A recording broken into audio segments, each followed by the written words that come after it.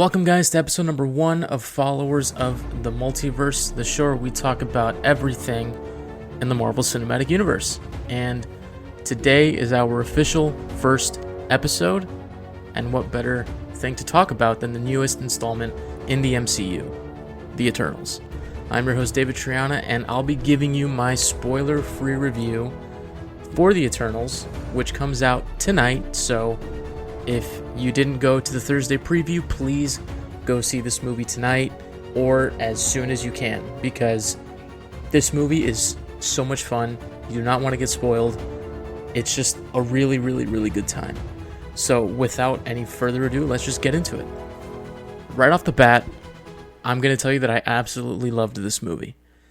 Going into it, my biggest question was whether or not I was going to be able to get on board with a whole new cast of heroes and not feel like I'm missing any of the familiar faces that we've grown so attached to over the past 13 years.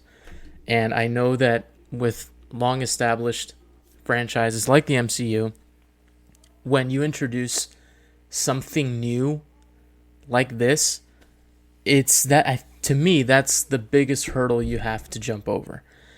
And the only thing that I can remember being like that in a way is Guardians of the Galaxy, because I had no idea who any of those characters were.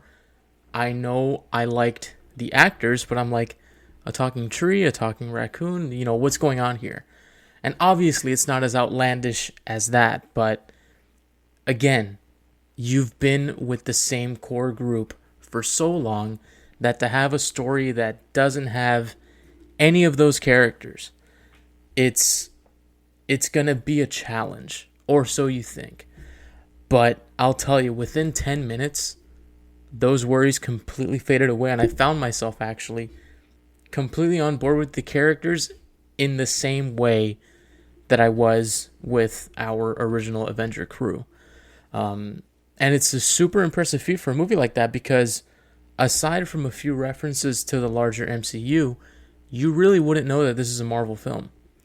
So already dealing with uncharted territory and a group of characters, general audiences, and maybe even some people who do, really dive deep into this stuff, maybe they don't know these characters either, because I know I didn't. When they announced the Eternals, it was my first time hearing about all these characters. But the fact that you were able to get a crowd to cheer and clap and just have a great time in this new story and really in this new world, because again, I know it's, we've already been in the post-blip world of the MCU, but this one, it just felt different, and we were in new places, and it just, again, it didn't feel like a Marvel movie, but in the best way possible. And that's a huge testament to Chloe Zhao. I mean, she did such an amazing job directing this movie. It looks gorgeous.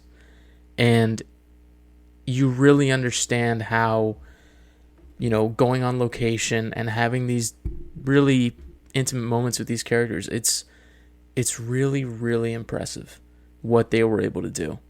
And I really don't know, beyond the Eternals, which movie will have a chore like this one, because Spider-Man, Doctor Strange, Black Panther, to all these movies that are coming out later, we know these characters already. But this one, like I said, it just had this thing to get over. But again, within the first 10 minutes, you completely forget and you are in it. And you're in it for the entire 2.5 hours. And they completely fly by, let me tell you. Another thing that's a huge staple with the MCU is the humor.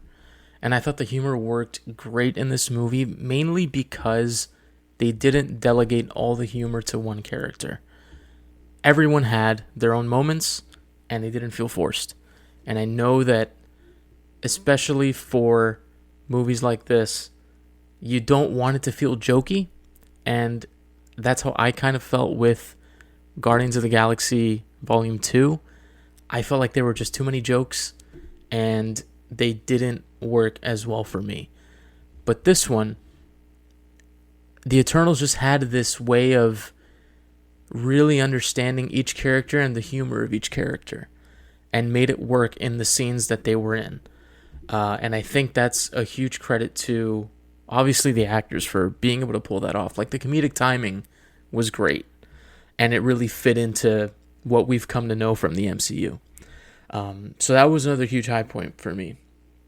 And as far as the main conflict of the movie, it is much bigger than I first thought. And you get that maybe about, I'd say, a half hour to 45 minutes in. You understand what is going on and why the stakes are as high as they are. And it's one of those movies where you want the stakes to be that high because of the people involved. You're like, okay, these people have been around for thousands of years. They're told not to get involved. Why? And that is directly answered of why they're not to get involved. And again, the movie flies by in the best way possible. And I know that there were leaks going around on Twitter, and thankfully I didn't see any of them, but there are 2 post-credit scenes with this movie. And there's one in particular that there were a few rows behind me. It felt like you were, I don't know, at a concert or at a football game when this character appeared. And I was just like, 1, had no idea who they were. 2, I want to know more about them. And the second post-credit scene is super cool because it kind of ties things together going forward. So definitely stay for the 2 post-credit scenes. And definitely watch the movie again, especially on Disney Plus with subtitles, because there's some things that you will definitely miss because of either the accents or just the tone of voice with some of the characters. It's a little hard to get the first time, but these movies are going to be coming out in a couple months on Disney Plus, so we'll be able to watch it ad nauseum. But yeah, this movie, I loved it. Marvel for me this year has done no wrong. The only thing that I was kind of bummed about was we didn't get a Spider-Man trailer with the Eternals. And I don't know if that's because of Sony or what, but Morbius was attached. So I don't know what's going on there. And I don't remember for Far From Home or Homecoming, and I'm sure they were attached to previous releases, and if they weren't, please let me know, because I don't want to get something like that wrong. Insinuating that Marvel doesn't like promoting their movies with their other movies. But yeah, I was looking forward to seeing that trailer on the big screen, but still nothing. And I wonder if they're just waiting to premiere the second trailer with another film coming out, but I don't think there are any others to really do that with. So we'll see. I just hope and I pray that they do not delay this movie, because if they do, I'm going to be kind of upset, but eventually I'll get over it if they do. We can't win them all. But that is my quick spoiler-free review for The Eternals. I mean, fantastic movie. The cast is great. The humor's great. And the action sequences are incredible. And the world feels so expansive and so big in this movie. That, for me, that was one of the high points for sure. So if you haven't seen it yet, please go see it. And please do not look at Twitter, because people have been spoiling this movie left and right. So stay off the internet, for sure.